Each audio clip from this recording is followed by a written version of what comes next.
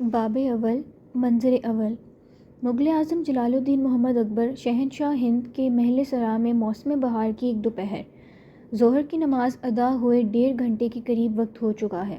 ستونوں اور محرابوں کے سائے طویل ہونے شروع ہو گئے ہیں۔ بیگمیں دوپہر کی استراحت ختم کرنے والی ہیں، معمر خادمائیں دوسرے وقت کے کاموں میں مصروف ہو چکیں، لیکن ابھی رونق اور چہل پہل کا وہ ہنگامہ برپا نہیں ہوا جو مشرقی حکمرانوں کے محل سراؤں کو نشاط طرب کی دنیا بنائے رکھتا ہے۔ ایک کشادہ اور بلند بارہ دری جو حرم کے صحن اور پرانے پائیں باغ کے درمیان واقع ہے، اور پائیں باغ میں ملازمین حرم کے جدید حجرے تعمیر ہو جانے کے باعث اب بیگموں کے استعمال میں نہیں رہی۔ الگ تھلگ اور صحن حرم سے دور ہونے کی وجہ سے نوجوان کنیزوں اور خواصوں کی مرغوب آرام گاہ ہے، جہاں وہ اس وقت بھی بڑی بوڑھیوں کی نظروں اور طعنوں سے محفوظ ہو کر اپنی فراغت کا بقیہ وقت اطمینان اور بے فکری سے گزار رہی ہیں۔ کچھ بیٹھی کھیل رہی ہیں، کچھ شطرنج کی چالوں میں دنیا مافیا سے غافل ہیں۔ ایک طلب والی نے پان دان کھول رکھا ہے، کبھی پان لگا کر کھاتی ہے، کبھی چھالیاں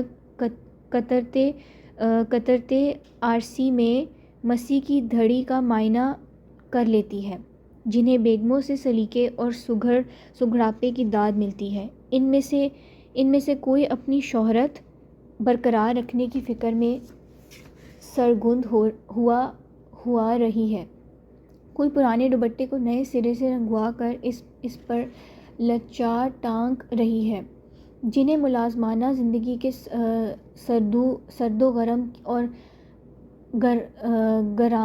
گرامباریوں نے بے حس بنا دیا ہے۔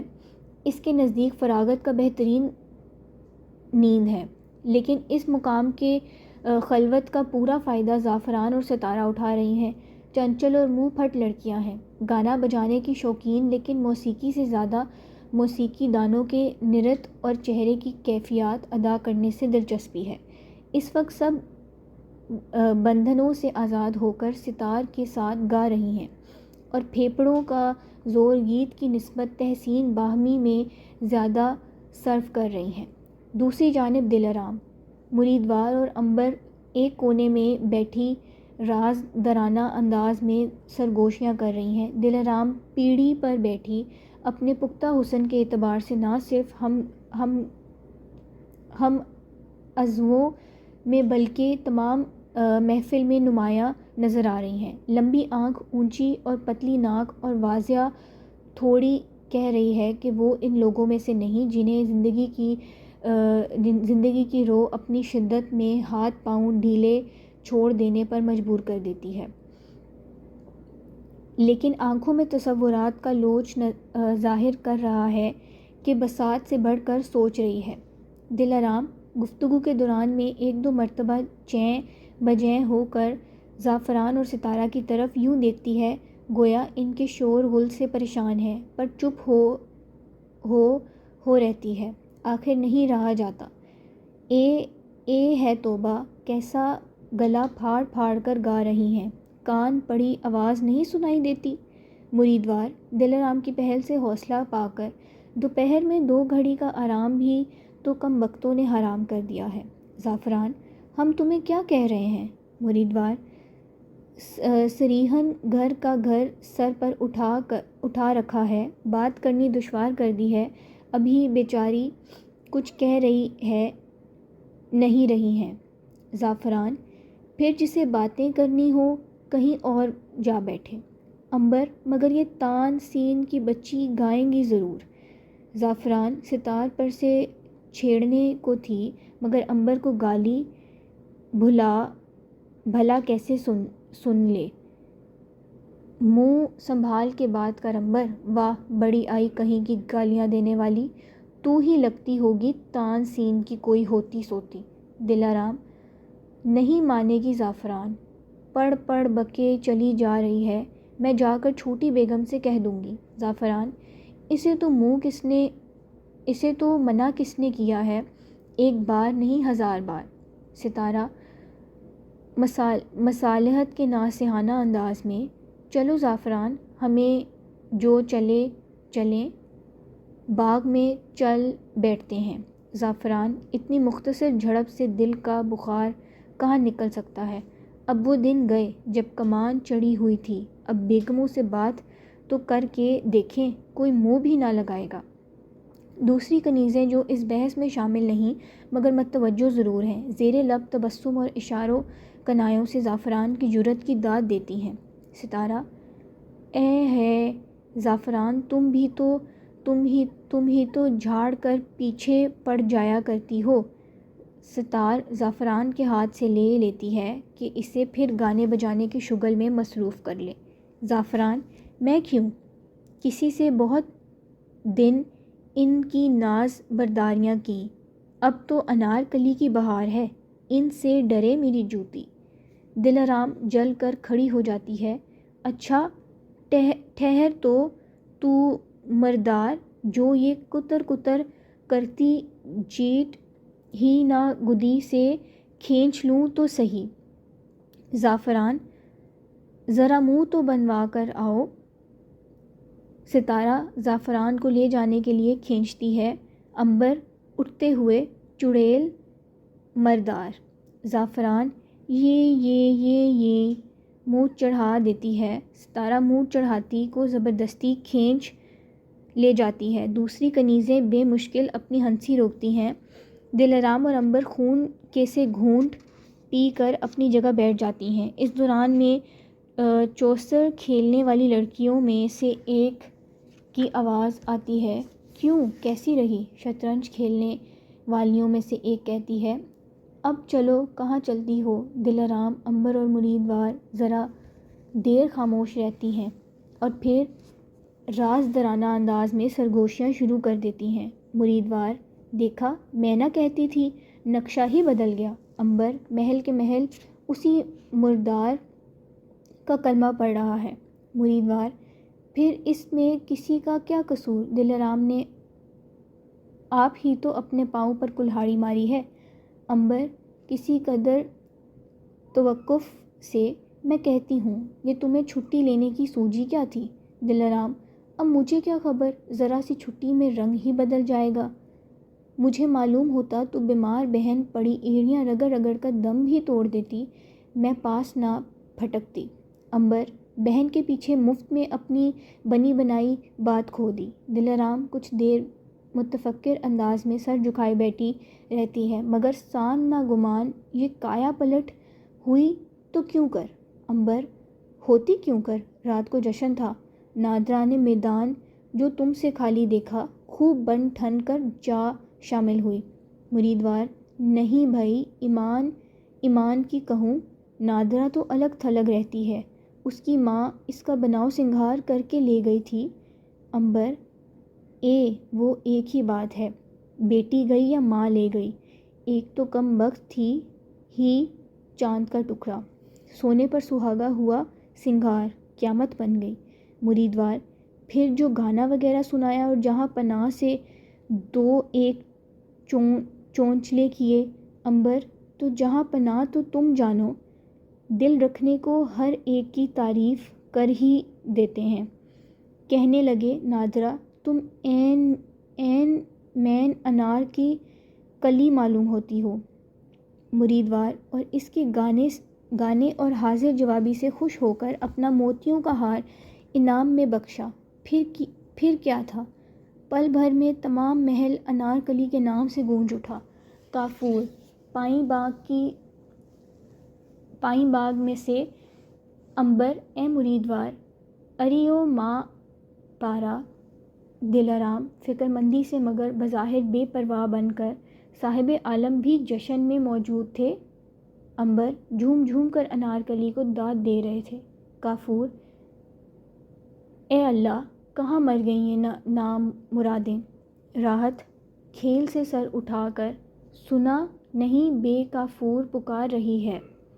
مریدوار سر موڑ کر بے پرواہی سے، کوئی وقت ہے بھی جب نہ پکارتی ہوں۔ کافور، ارے کم بختوں، کان چوڑ لے گئے کیا؟ مریدوار دلارام سے، جو حواس و ہوا اب آئندہ کی کہوں۔ عنبر دل آرام کو متمل دیکھ کر، دم خم باقی ہے کہ دب رہو گی دل آرام اس کل کی چھوکری سے؟ عنبر پھر آخر کیا کرو گی دل آرام سامنے گھورتے ہوئے، ناگن کی دم پر کوئی پاؤں رکھ دے تو وہ کیا کیا کرتی ہے مریدوار؟ آخر کنیزوں کا خواجہ سرا کافور داخل ہوتا ہے، آنکھوں کے نیچے اور باچھوں پر ایسی جھریاں جن سے عیاری ظاہر ہے۔ دل آرام اسے دیکھ کر انگلی ہونٹوں پر رکھ لیتی ہے اور عنبر اور مریدوار کو چپ ہونے کا اشارہ کرتی ہے۔ کافور: ارے مرداروں، اللہ ماریوں، کانوں میں کیا روئی ٹھونس کر بیٹھی ہو؟ چیخ چیخ کر گلا آ گیا، جو کوئی بھی پھوٹے منہ سے ہنکارا بھرے، سائے کہیں کہ کہیں پہنچ گئے۔ عصر کی اذان ہو گئی، نہ حمام تیار کیے، نہ گلاب پاش بھرے، نہ پھول چنگیروں میں رکھے گئے۔ جوان نے گوڑے مارے، کھیلوں کو چولے میں نہ جھونک ڈالوں، نہ دین کی نہ دنیا کی، نہ کام کا ہوش نہ سر پیر کا فکر، دن بھر بیٹی کھیل رہی ہیں اور دل ہی نہیں بھرتا۔ اے تم غارت ہو کم بختوں جیسا، تم نے مجھ بڑھیا کو ستایا ہے۔ کنیزیں سب چیزیں سمیٹ سماٹ کر بھاگ جاتی ہیں۔ دل آرام چلتے چلتے آہستہ سے عنبر سے، دیکھنا آج کی بات کی بھنک بھی کسی کے کان میں نہ پڑے۔ عنبر: نشہ کھاتے رہو۔ کافور دل آرام سے: یہ تم کھڑی کیا مسکوٹ کر رہی ہو؟ سنا نہیں میں نے کیا کہا؟ دل آرام چڑ کر: سن لیا۔ کافور: سن لیا تو اب کیا کسی اور طرح سمجھانے پر سمجھو گی؟ دل آرام دبے ہوئے غصے سے: دیکھو بھی کافور، ہوش میں رہ کر بات کیا کرو مجھ سے، میں نہ سہوں گی یہ زبانیاں۔ کافور: کیوں تم میں کون سا سرخاب کا پر لگا ہے؟ کیا اب تک اسی بات پر پھولی ہو کہ کبھی ذل الہی کے حضور میں باریابی حاصل تھی؟ اس دھوکے میں نہ رہنا، ہو چکی 2.5 پہر کی بادشاہت، اب تو ایک ہی لاٹھی سے ہانکی جاؤ گی۔ میں نہ سہوں گی یہ بد زبانیاں۔ دل آرام وقار سے: بے کفور، میں ذل الہی کی نظروں سے اتر گئی سہی، پر ان کی یاد سے ابھی بھی نہیں اتری۔ کافور دل آرام کی وقار آمیز گفتگو سے کسی قدر مرعوب ہو کر: تو میں نے تمہیں ایسی کیا بری بات کہہ دی کہ بگڑ بیٹھی؟ اتنا ہی کہا تھا نا کہ بیٹی باتیں پھر کسی وقت کر لینا، اب چل کر اپنا کام کرو۔ دل آرام کے چہرے پر حقارت کا ایک خفیف سا تبسم نمودار ہوتا ہے اور وہ استغنا سے سر اٹھائے عنبر اور مریدوار کے ساتھ رخصت ہو جاتی ہے۔ کافور میدان خالی دیکھ کر آپ ہی آپ بول کر دل کی بھڑاس نکالتا رہ جاتا ہے۔ ذرا سی بات پر ان کے لوگوں کے ماتھوں پر تو بل پڑ جاتے ہیں، وقت پر چیز تیار نہ ملے تو شامت میری آ جاتی ہے۔ لوگوں، یہ تو بڑا غضب ہے کہ زبان ہلاؤ تو گناہ گار بن جاؤ، چپ ہو تو عتاب میں آ جاؤ۔ انارکلی کی ماں داخل ہوتی ہے، سیدھی سادی پریشان ہو جانے والی پختہ عمر عورت جسے محل کی شوق طبع کنیزیں محض اس وجہ سے نہیں بناتیں کہ سلیم الطبع اور تہذیب کے علاوہ اپنے طور طریقوں اور برتاؤ سے خاندانی عورت معلوم ہوتی ہے۔ ماں: کیوں بے کافور، کیا ہوا؟ کیوں کھول رہی ہو آپ ہی آپ؟ کافور: سنیں، تم نے اس کتامہ دل آرام کی دھمکیاں کے کام تقاضا کیا تو جا کر ذل الہی سے لگائے بجھائے گی۔ میں نے کہا 1 دفعہ نہیں 1000 بار، میری انارکلی کا دم سلامت رہے، میں کیا ایسی بھبکیوں سے سہم جاؤں گی؟ بیٹی کہاں ہے؟ دن بھر کہیں نظر نہیں آئی، آج بیگمیں بھی کئی بار پوچھ بیٹھی ہیں۔ ماں: کیا کہوں؟ مجھے تو اس لڑکی نے پریشان کر دیا ہے. صبح سے کہہ رہی ہوں کہ بیٹی جا بیگموں کو سلام کر، ہنس بول، پر گم سم بیٹھی سنتی ہے. اور رسید ہی نہیں، تم ہی کہو محل سراؤں میں کہیں یوں گزر ہو سکتی ہے؟ کافور: ابھی انجان تو ہے، رفتہ رفتہ سیکھ جائے گی. ماں ذرا دیر چپ رہ کر کہتی تو تھی تم چلو میں آتی ہوں. کافور رازدارانہ انداز میں: بیگموں سے ملنے سے بچی کتراتی ہے تو تمہیں اصرار کرنے کی کیا پڑی ہے؟ ذل الہی کی خوشنودی حاصل ہو تو سمجھو سب کچھ ہے. ماں فکر مندی سے: پر کے دن تک لگانے بجھانے والے بھی تو طاق میں رہتے ہیں. کافور: کسی کو باریاب ہونے کا موقع ہی کیوں دے؟ ماں خدا جانے کچھ سوچ رہی ہے یا یوں ہی اداس ہے. اتنی ہوتی تو پھر رونا کاہے کا تھا؟ کافور: چندے آفتاب چندے ماہتاب ہے، ادائیں سیکھنے کی اسے حاجت ہی نہیں. ماں محل سراؤں میں بے ساختہ ادائیں کم نصیبی کا نشان ہوا کرتی ہیں. کافور: خدا نہ کرے تم میرے سپرد جو کر دو بیٹی کو. ماں میرے کہے میں ہو بھی.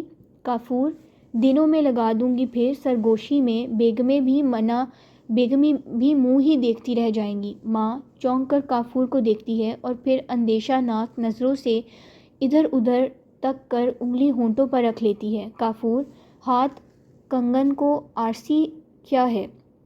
ماں چلنے کو مڑتے ہوئے: نہ بہو اللہ عزت آبرو ہی سے اٹھائے. کافور: تم جانو سریلا پرندہ اڑنا نہیں سیکھتا تو تتلیوں سے سر پٹکا کرتا ہے. ماں رک کر کافور کو دیکھتی ہے: کیا مطلب؟ کافور سامنے دیکھتے ہوئے: انارکلی داخل ہوتی ہے. 15-16 سال کی نازک اندام لڑکی، جس کی رنگ میں اگر سرخی کی خفیف سی جھلک نہ ہو تو شاید بیمار سمجھی جائے. خد و خال شعراء کے معیار حسن سے بہت مختلف. اس کا چہرہ دیکھ کر ہر تخیل پسند کو پھولوں کا خیال ضرور آتا ہے، لیکن مغل اعظم نے اسے جو خطاب دیا اس کے متعلق کئی لوگ کہہ سکتے تھے کہ معنی سے زیادہ الفاظ کے حسن ترکیب کے باعث موزوں معلوم ہوا. نمناک آنکھوں میں جیسے حسرتیں بیٹھی جھانک رہی ہیں، یہی اس کی سب سے بڑی کشش ہے. انارکلی ملول اور افسردہ نظر آتی ہے اور باوجود کوشش کے صاف معلوم ہوتا ہے کہ جو کچھ دیر سے سوچ رہی تھی اسے بھلا نہیں سکی. ماں: لڑکی کہاں رہ گئی تھی تو؟ انارکلی: چلی تو آ رہی ہوں. کافور بلائیں لے کر: قربان گئی، رات سے تمہیں دیکھنے کو جی ترس رہا ہے.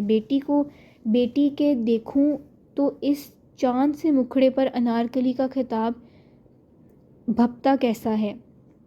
انارکلی ایک اداس تبسم سے منہ پھیر لیتی ہے. ماں انارکلی کے جواب کے انتظار میں کچھ دیر توقف کر کے: کیسا ہے جی انارکلی؟ اچھی ہوں. کافور: اور بیٹی تم نے سنے اس ہرافہ دل آرام کی باتیں؟ تمہیں انارکلی کا خطاب کیا ملا؟ بس جلی مر رہی ہے. ابھی مجھ سے الجھ پڑی تھی. کہنے لگی تم کس انارکلی پر پھولی پھر رہی ہو؟ میں اب جو چاہوں ذل الہی سے کرا سکتی ہوں. میں نے کہا: وہ دن اب تو تمہاری انارکلی کا راج ہے. انارکلی چپکی کھڑی، سر جھکائے، انگوٹھے سے انگلیوں کے ناخن ملتی رہتی ہے. ماں اس کے جواب کی منتظر رہتی ہے. ماں: آج کس سوچ میں پڑی ہوئی ہے تو؟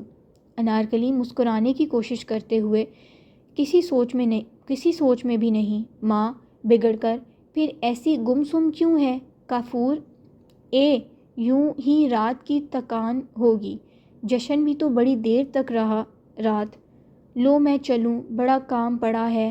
نہ جانے وہ اللہ ماریاں کیا کر رہی ہوں گی. انارکلی کی بلائیں لے کر خطاب بھی کیا سوچا ہے ذل الہی نے. انارکلی: واہ واہ واہ. کافور ہنستا ہوا رخصت ہو جاتا ہے. ماں کافور کی نظروں سے اوجھل ہوتے ہی بگڑ کر نادرا انارکلی جی اماں، ماں دنیا تو انارکلی انارکلی کہتے زبان خوش ہوئے جا رہی ہے، اور تجھے اتنی بھی توفیق نہیں کہ تو جھوٹے منہ سے دو بول شکریہ ہی کے کہہ دے۔ یہ آخر تجھے ہوا کیا ہے؟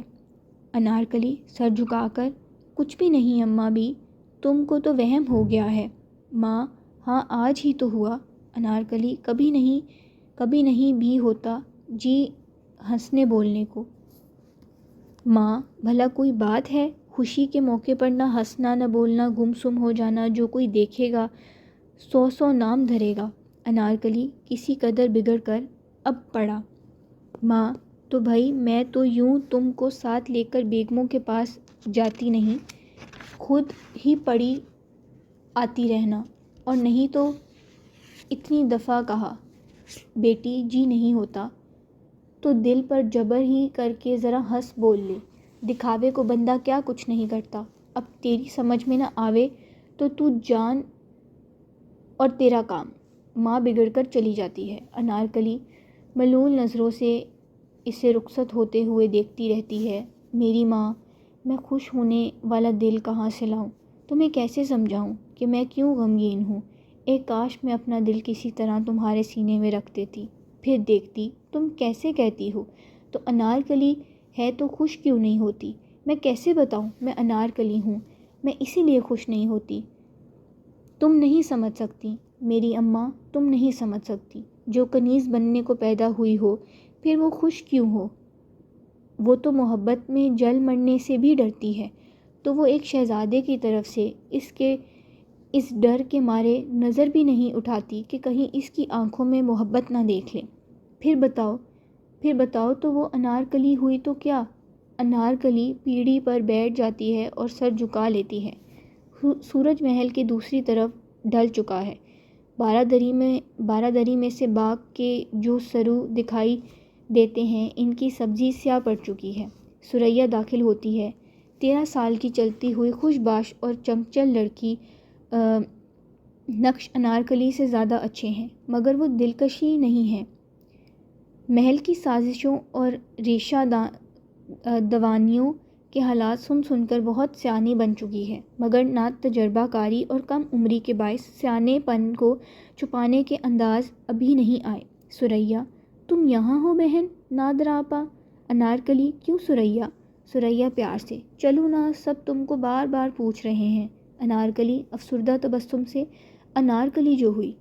ثریا کیوں آپا؟ انارکلی سچ مچ بھلا کیوں؟ چلنے کے لیے کھڑی ہو جاتی ہے ثریا انارکلی کی کمر میں باہیں ڈال کر۔ چپ کیوں ہو باجی؟ انارکلی مسکرا کر ٹالتے ہوئے، نہیں تو ننھی۔ ثریا شوخی سے، ننھی تو مان جائے پر شہزادہ سلیم نہیں مانتے باجی۔ انارکلی چونک کر، صاحب عالم تجھ سے ملے تھے؟ کب؟ آج؟ ثریا مزے لے کر، آج دوپہر وہ حرم میں آئے تھے، میں انہیں راستے میں مل گئی تو لگے کہنے تمہاری انارکلی نظر نہیں آئیں، کہاں ہیں وہ آج؟ میں جواب نہ دینے پائی تھی کہ بولے ثریا وہ اتنی چپ اور سب سے الگ کیوں رہتی ہے؟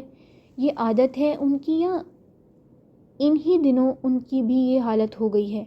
پھر میرا ہاتھ اپنے دونوں ہاتھوں میں جوش سے پکڑ کر کہنے لگے، ثریا کہہ دو میری طرح ان ہی دنوں ان کی یہ حالت ہو گئی ہے۔ انارکلی پھر تو نے کیا کہا؟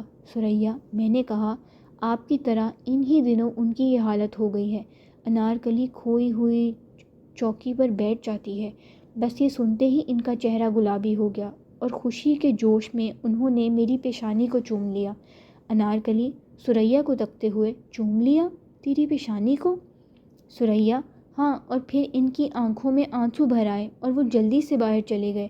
انارکلی میرے اللہ، صاحب عالم کی آنکھوں میں آنسو بھر آئے تو جو کچھ کہا کرتی ہے وہ سچ ہے ثریا؟ سوچتے ہوئے، پھر اس کا انجام کیا ہوگا؟ ثریا انارکلی سے لپٹ کر اور منہ اس کے کان کے قریب لا کر گویا ایک بہت بڑی بات کہنے والی ہے، میری بہن ایک روز ہندوستان کی۔